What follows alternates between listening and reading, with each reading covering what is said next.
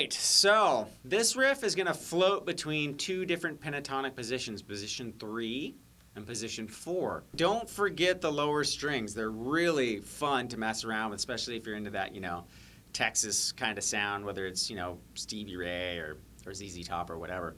They play a lot on the lower string. So let's break that riff down really slow.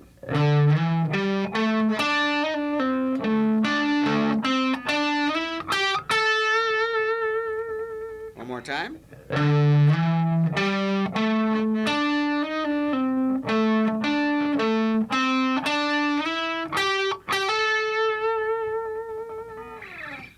All right, so as I said before, it's in between positions 3 and 4 that this lick falls into place here. So let's go over what position 3 is really quick. One of my favorite positions.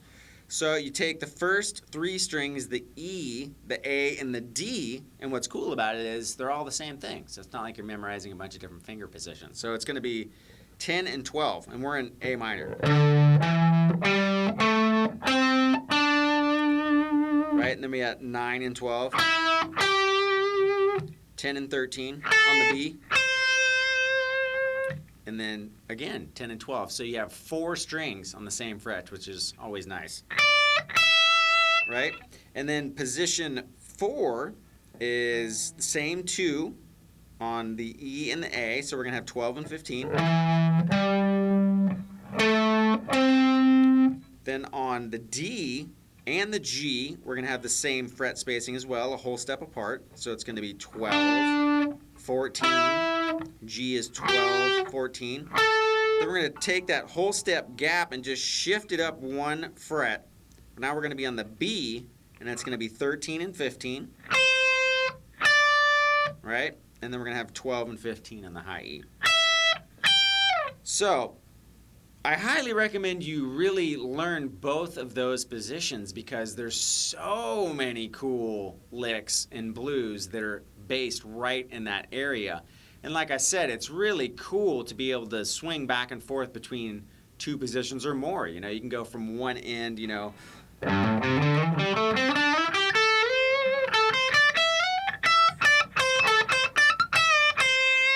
right? And that's going, just sliding, a couple of the strings per position all the way up the neck, right? So what we're going to do is we're going to concentrate on the lower strings for this. And we're going to start off with a slide. Now, it doesn't really matter. You can slide with your 2nd finger or your 3rd finger, but I would keep it one of those 2 because we're going to go to our 1st finger here on the next string. So, slide. Alright, so all I did there is I slid from 10 to 12 on the E, and then on the A, I went from 10 to 12 picking, or you can do a hammer-on. And then what I did was I went down to the next string, the D string, and I flattened out my 3rd finger. So what I do is now I'm going to get one of those passing tone notes in there. And what I'm going to do is I'm going to hammer on with my pinky to the 13th fret and then pull off to 12 and then pull off to 10. So we got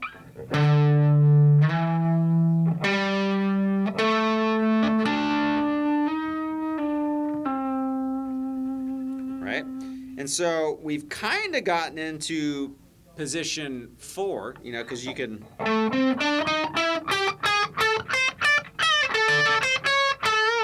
right, there's position 4.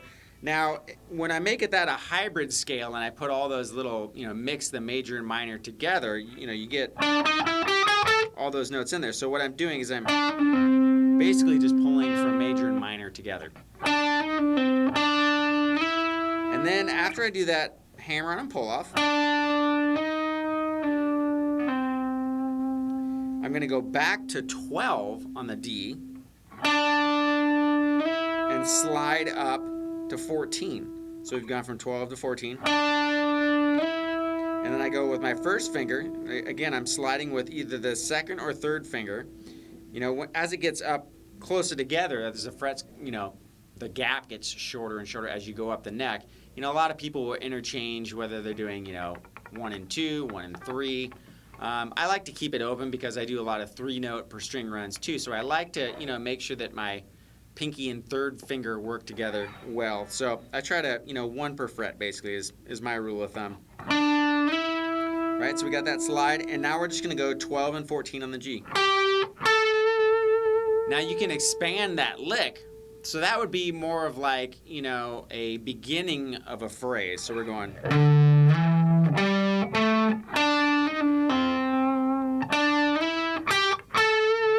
We can also come back.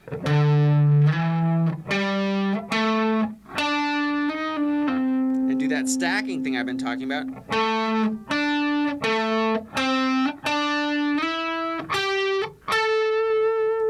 As well, make that part of the lick too.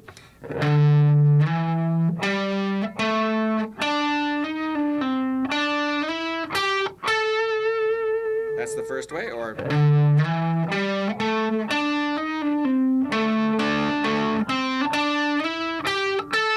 now again, that stacking would be A string 12, D string 12, A string 12, and then we'd go to 10 and do the slide from 12.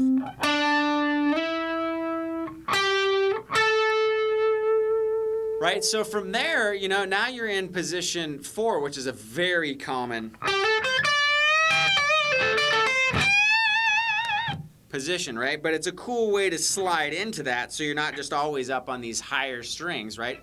It's nice to go down into the lower registers as well and kind of get into that more bass sound, and it's a little bit thicker, and then when you start low and come up to the higher notes, then it really punches through at the end. So you start kind of low, and then bam, all of a sudden you're up in the higher registers, and it really catches the ear.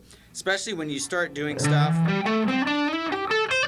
that's not specifically right out of a scale. When you start throwing in those passing tones, it's a nice way to really grab onto the ear. It's also a cool way to throw in a different rhythmic pattern rather than just going, which is cool. You're throwing in different timing. You can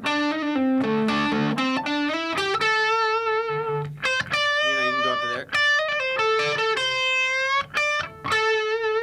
Resolve back to A, right? Here's our A minor chord. So when we're going to here, it's nice because that's your A, right? So you can bass. It's always nice to resolve there. So when we come to that spot in our riff, we could end the riff right there, and you're safe because now you've resolved back to A minor, which is the scale we're basing everything out of. So